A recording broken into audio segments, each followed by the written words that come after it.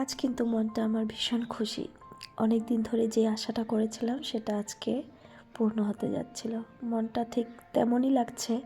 এই স্ক্রিনে থাকা যে হলুদ আর কালো রেখা আগ বেড়ে যাচ্ছে, আমার মনটাও সেরকমই দৌড়ে আগ বেড়ে যাচ্ছিল। ছেলে আর তার বাবা অনেক ভোরবেলা আমরা সবাই উঠেছি। সকাল সকাল রওনা হয়েছিলাম বৃন্দাবনের উদ্দেশ্যে, তাই ওরা ঘুমিয়ে আছে। আর আমার ওদেরকে দেখে আমারই হাসি পাচ্ছে, একদম বিভোর ঘুম। রাস্তার ধারে একটা ধাবাতে আমাদের আমরা উবের বুক করেছিলাম, আমাদের গাড়িটা দাঁড়া করিয়েছিল খাওয়া দাওয়া করার জন্য।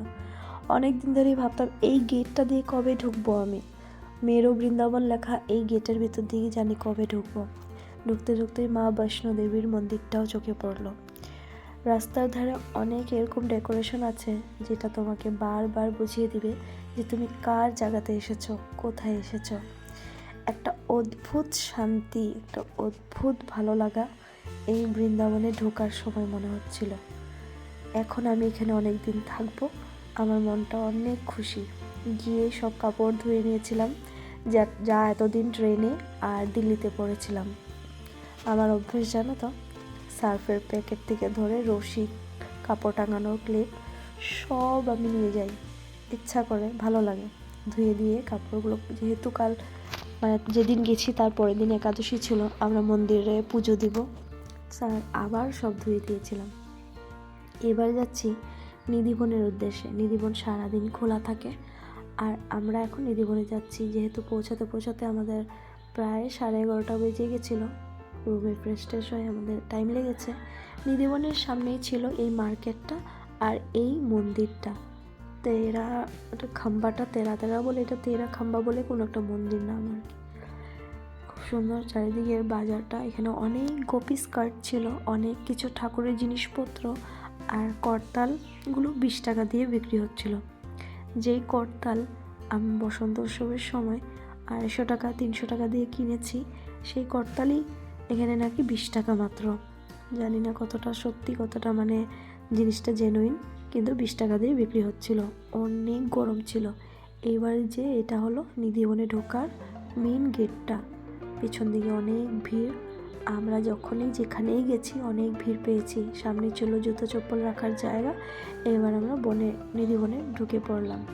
এখানে অনেক বানর আছে জানো তো। এই যে পিছনে অনেক মানুষ বসে বসে ঠাকুরের ধ্যান করছে, গান গাইছে, ঠাকুরের কীর্তন করছে। আমরাও ঠাকুরের নাম করতে করতে গেলাম। এখানে ঢুকে অনেক ভালো লেগেছে। জায়গাটা কিন্তু অনেক বড় এরিয়া নেওয়া।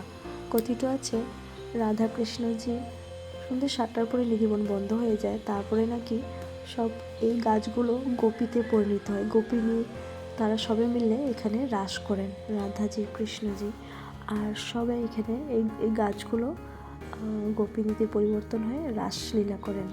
তাই সন্ধ্যা 7টার পর আশেপাশের মানুষে নাকি ঘুঙরুর আওয়াজ পান আর অনেক কিছুই শব্দ পান। আর এই যে তারপর এসে গেছিলাম আমরা যমুনা তীরে। যমুনা তীরে দাঁড়িয়ে অনেক ভালো লেগেছে, অনেক মানুষ। আর আমরা এখানে তিলক লাগিয়ে নিয়েছি, ছেলেকেও লাগিয়ে দিয়েছে আর আমিও লাগিয়েছি। দেখো ভালো লেগেছে। এখানে আসবে আর তিলক লাগাবে না কেউ, এটা হতেই পারে না। এটা দেখো প্রেমানন্দ মহারাজের কেলিকুঞ্জ। এবার আমরা যাচ্ছি বৈষ্ণোদেবী ধামে। এই মন্দিরটি দেখো 170 ফুট উঁচু, কি যে সুন্দর।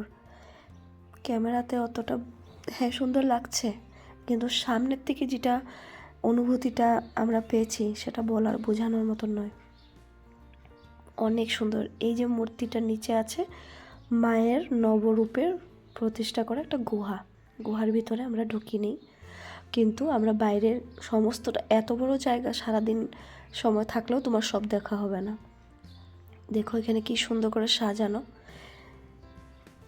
চারের দিকটাতে। আর এত টিয়া পাখি ভর্তি ছিল এখানে। বৃন্দাবনে এত ময়ূর দেখেছি আর এত টিয়া পাখি দেখেছি ঢুকতেই বলার মতো নয়। এত ময়ূর দেখেছি বৃন্দাবনে গিয়ে, কি বলবো। পরের জন্ম যদি হয় তবে চাইবো বৃন্দাবনের ময়ূর রূপে জন্ম নিতে। আর এবার যাচ্ছি আমরা কৃষ্ণধাম। এই সাইডে আছে কৃষ্ণধাম, তো আমরা ভাবলাম আগে শিবধামটা ঘুরে আসি, তারপরে কৃষ্ণধামে ঢুকবো। এইটা উপরে যাওয়ার রাস্তা ছিল। আর এখানে দেখো শিবধামে আসলাম। এখানে দেখো অর্ধনারীশ্বরের রূপও বানানো রয়েছে। আর ওই সাইডটাতে ছিল নটরাজজির মূর্তি। এখানে গঙ্গা মা আর যমুনা মাকে সুন্দরভাবে সাজানো হয়েছে।